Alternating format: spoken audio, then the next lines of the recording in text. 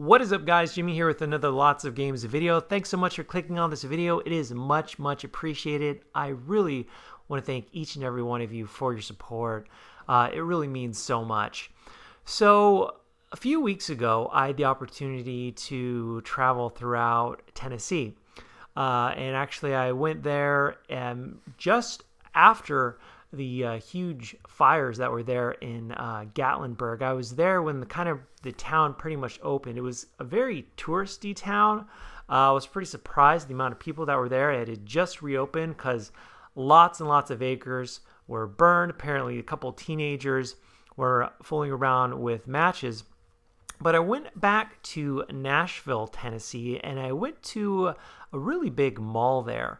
And in the middle of the mall, there was kind of like a pop-up kiosk, and it was actually a team from Facebook. And they had a bunch of VR headsets.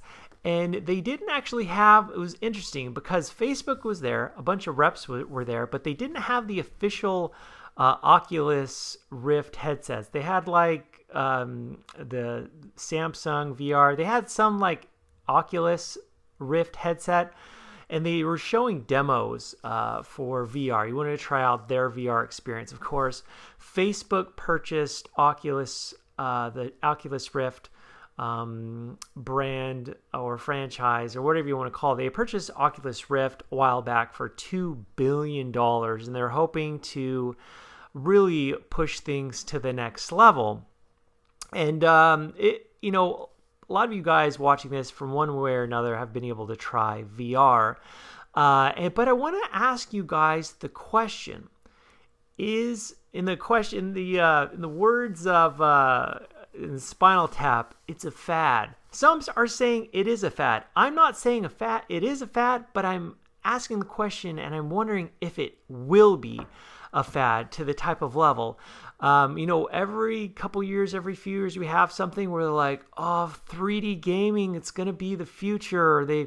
Motion gaming. Remember that one year for E3 when Sony had introduced their Move and Xbox, they had the Kinect, and they're pushing the motion controls. They're pushing 3D gaming.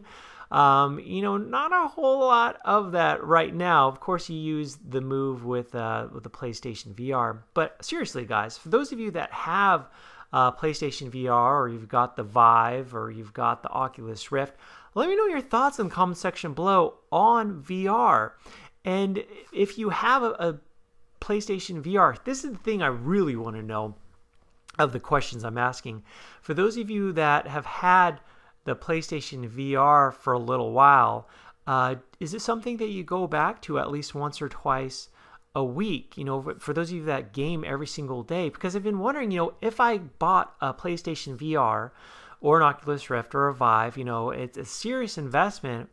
Will I, in fact, in the months ahead or the years ahead, is it something that I'll want to go back to, or is it just kind of like, just this novelty while I'll play it for a couple weeks and move on? A while back, Phil Spencer of Xbox, he believes in VR, but he said at this current state that the games that are released, for the most part, are more like demos and just experiments. And, I know a lot of the games out there you can like play and like just finish in like a half hour and a half. What are your thoughts on that, guys? Do you think, in fact, the games that are being released aren't really full-fledged game experiences?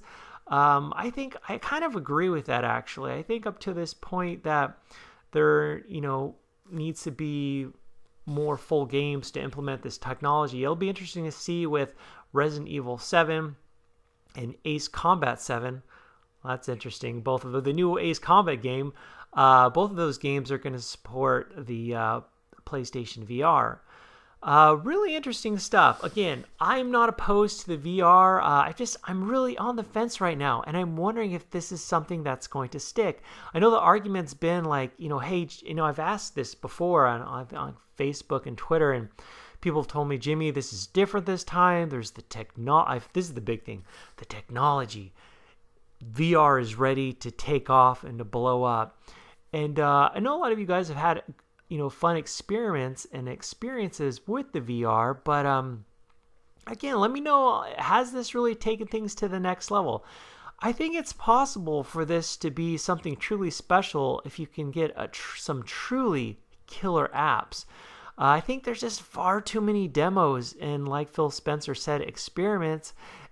I think the technology is there, but I just think there's some real breakthroughs that need to take place as far as taking things to the next level. And some real killer apps are like, man, this is VR.